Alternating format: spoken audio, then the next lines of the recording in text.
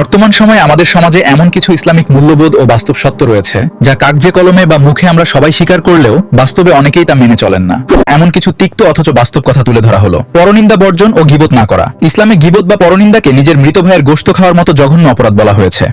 কিন্তু আজকের বাস্তবতায় আমাদের আড্ডা, সামাজিক যোগাযোগ মাধ্যম এবং পারস্পরিক কথোপকথনের সিংহভাগ জুড়েই থাকে অন্যের সমালোচনা। মুখে আমরা সবাই জানি এটা পাপ, কিন্তু বাস্তবে খুব কম মানুষই এই অভ্যাস থেকে নিজেকে মুক্ত রাখতে পারেন। হালাল হারামের স্পষ্ট পার্থক্য। ইসলামে উপার্জনের ক্ষেত্রে হালাল হারামের বাধা নিষেধ অত্যন্ত কঠোর, কিন্তু বর্তমান যুগে অনেকেই শুধুমাত্র বেশি সম্পদের লোভে লোক দেখানো, জীবনযাপনের প্রতিযোগিতায় নেমে আয়ের উৎস নিয়ে মাথা ঘামান না। সুদ, ঘুষ বা অনৈতিক উপায়ে উপার্জিত অর্থ সমাজে অনেকেই দেদারসে ব্যবহার করছেন, যা ইসলামের শিক্ষার সম্পূর্ণ পরিপন্থী।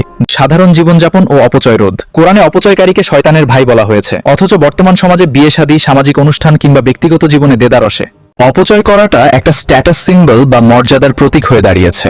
মানুষ প্রয়োজনের চেয়ে লোক দেখানোর পেছনেই বেশি খরচ করছে। হকের ব্যাপারে সচেতনতা।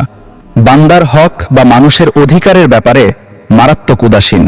উত্তরাধিকার নিয়ে কথা বলবো, সূত্রে বোন বা আত্মীয়দের প্রাপ্য সম্পত্তি বুঝিয়ে না দেওয়া, অধীনস্থ কর্মচারীদের পাওনা ঠিকমতো পরিশোধ না করা কিংবা প্রতিবেশীর খোঁজ না নেওয়া, এগুলো আজকের সমাজের বড় বাস্তব চিত্র।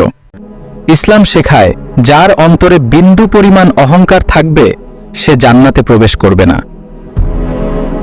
প্রিয় ভাই ও বোনেরা, গুনাহ করতে করতে কখন হৃদয় মরে যায়। আজ আমি আপনাদের এমন একটি বিষয় নিয়ে কথা বলতে চাই, কিন্তু আমরা অনেকেই বুঝতে পারি না। সেটা হলো হৃদয়ের মৃত্যু। মানুষের শরীর মারা যাওয়ার আগে অনেক সময় তার হৃদয় মারা যায়। কিভাবে? যখন একজন মানুষ প্রথমবার গুনাহ করে তখন তার ভিতরে কষ্ট হয়, মনে হয় আমি ভুল করেছি। দ্বিতীয়বার গুনাহ করলে কষ্ট একটু কম হয়, তৃতীয়বার আরো কম হয়। একসময় এমন অবস্থা আসে যে গুনাহ করতে করতে আর কোনো কষ্টই হয় না। এটাই হৃদয়ের মৃত্যু। আজ অনেক মানুষ নামাজ ছাড়ছে কিন্তু কোনো চিন্তা নেই, অনেক মানুষ হারাম সম্পর্ক করছে কিন্তু কোনো অনুশোচনা নেই। অনেক মানুষ মিথ্যা বলছে, গীবত করছে, অন্যের হক নষ্ট করছে, তবুও রাতে শান্তিতে ঘুমিয়ে যাচ্ছে। এটা সফলতা নয়, এটা বিপদের লক্ষণ। কারণ আল্লাহ যখন কাউকে ভালোবাসেন তখন গুনাহ করলে তার অন্তরে কষ্ট সৃষ্টি করেন, আর যখন মানুষ বারবার সতর্কতা উপেক্ষা করে তখন হৃদয় কঠিন হয়ে যায়। ভাই, একবার চিন্তা করুন, আপনি শেষ কবে আল্লাহর ভয়ে কেঁদেছেন? শেষ কবে নিজের গুনাহের কথা মনে করে অনুতপ্ত হয়েছেন? শেষ কবে সিজদায় গিয়ে বলেছিলেন, হে আল্লাহ, আমি ভুল করেছি, আমাকে ক্ষমা করুন? যদি অনেক দিন হয়ে যায় তাহলে নিজের হৃদয়ের খবর নিন, কারণ মৃত হৃদয় সবচেয়ে বড় বিপদ। কবরের শাস্তির আগেও একটি শাস্তি আছে, সেটা হলো গুনাহ করেও কষ্ট না পাওয়া, ভুল করেও অনুতপ্ত না হওয়া, আল্লাহকে ভুলে গিয়েও স্বাভাবিক থাকা। আজ যদি আপনার হৃদয় এখনো ইমানের সামান্য আলো থাকে তাহলে আজই ফিরে আসুন। কারণ মৃত্যু আসার আগে তো আবার দরজা খোলা আছে, কিন্তু মৃত্যু এসে গেলে আর কোনো সুযোগ থাকবে না। হয়তো এই মুহূর্তে আপনি যে বক্তব্য শুনছেন সেটাই আপনার জীবনের মোড় ঘুরিয়ে দিতে পারে। তাই দেরি করবেন না। আজ রাতেই 2 রাকাত নামাজ পড়ুন, আজ রাতেই আল্লাহর কাছে কাঁদুন, আজ রাতেই তওবা করুন। কারণ কে জানে আগামীকাল আপনার নাম জীবিতদের তালিকায় থাকবে কিনা। আল্লাহ আমাদের সবাইকে জীবিত হৃদয় দান করুন এবং গুনাহ থেকে ফিরে আসার তৌফিক দান করুন। আমিন আমিন।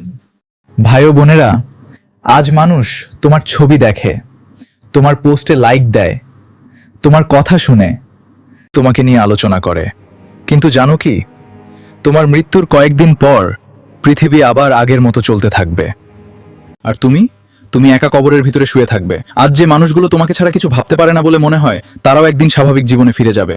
এটাই বাস্তবতা। তাই মানুষের প্রশংসার জন্য নয়, আল্লাহর সন্তুষ্টির জন্য বাঁচো। কারণ মানুষ ভুলে যাবে, কিন্তু আল্লাহ তোমার একটি ভালো কাজও ভুলবেন না। আপনার একটি হাসি, আপনার কথা খুব ভালো লেগেছে, একটু পানি খেয়ে নিন। সিজদা করার পর খুব শান্তি লাগছে। এক ফোঁটা চোখের পানি সিসকো আল্লাহর কাছে সংরক্ষিত আছে। আজ দুনিয়ার জন্য যতটা চিন্তা করছো তার অর্ধেকও যদি আখেরাতের জন্য করতে, তাহলে তোমার জীবন বদলে যেত। মনে রেখো, একদিন তোমার নামও অতীত হয়ে যাবে, কিন্তু তোমার আমল কখনো শেষ হবে না। তাই এমন জীবন গড়ো যা কবরেও তোমার জন্য আলো হয়ে থাকে।